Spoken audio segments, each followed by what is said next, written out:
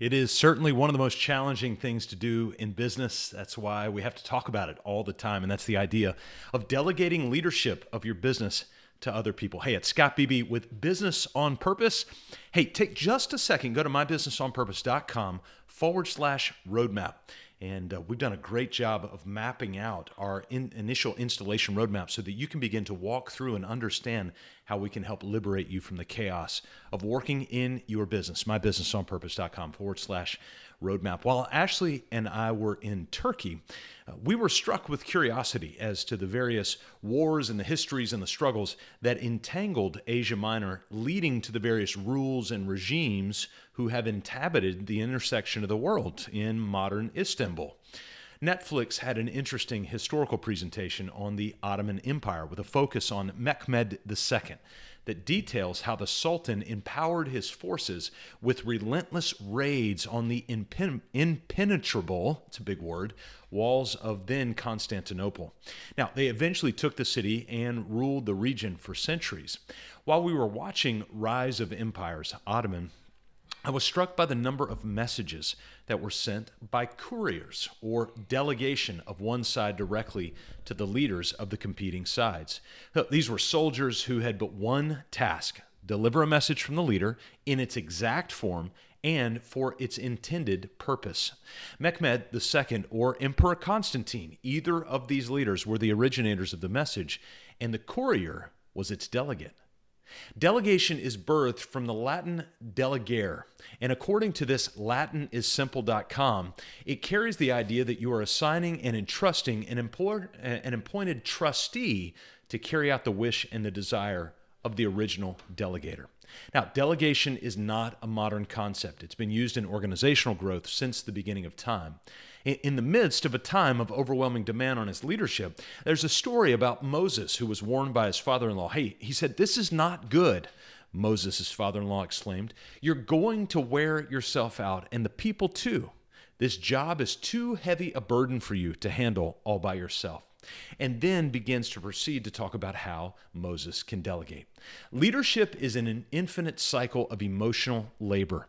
Leadership is the constancy of assessment, seeing, hearing, and experiencing, deliberation, decision, evaluation, rinse, and repeat. There is not a clocking in and clocking out of leadership, which is why the statement, "rest is resistance," is an imposing idea. I actually heard that this weekend. Write that one down. Rest is resistance. The leader must artificially will moments of sabbatical, minutes or hours, days, weeks, or months, into the crevices of leadership. A strategy for healthy leadership is found in the power of healthy delegation. Now, there's a difference between delegation and abdication. Whereas delegation aligns with trust and equipment and empowerment, abdication is the intention to leave a post or a task with no desire to return. It's a resignation. Abdication does not require equipment, training, thought, care, empathy, or intentionality. Abdication simply wipes its hands of responsibility and walks away, at the ready to blame any nearby candidate for the failure that it will spawn, and spawn it will. One of the privileges and massive responsibilities in leadership is to delegate well. There's three elements will stock your toolbox for healthy delegation. First is setting clear expectations, which can be found in writing things down, documenting things. So is it a role or a task that you'll be asking someone else to complete for you? Write it down. Record a video. Capture that role or that task in such a way that will scale easily as you wish to delegate. Violate this step and you will cascade down into the bitter valley of abdication. Just last week, we had a couple of historic clients that were sort of not documenting their process a little bit. Some of you know who you are. And it was causing unnecessary delay in important hiring of new team members that would ultimately bring these leaders freedom. Their homework was easy. Record 2 videos by Friday of the task that you're going to ask this person to do. That's it. No excuses. Write it down, record it, video it. Let's get going. The second element to healthy delegation is to build a simple scorecard of what success looks like. All humans will ask at some point, "Hey, am I doing this right?"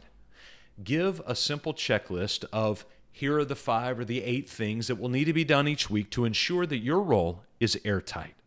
A scorecard is what winning looks like. Build your first version and then adapt as time progresses.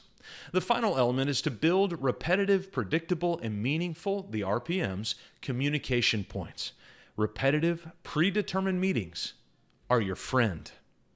Each person who has been delegated to must have time on their leader's calendar that is preset and has a predetermined set of questions that are aligned to the role, the scorecard, and the culture of what's being asked. Now, in our business, we have a regular, that's twice monthly, check-ins with our team members, in addition to a weekly team meeting, a weekly coaches meeting, and an every other monthly vision day. The goal is forced conversation. That's right, forced conversation.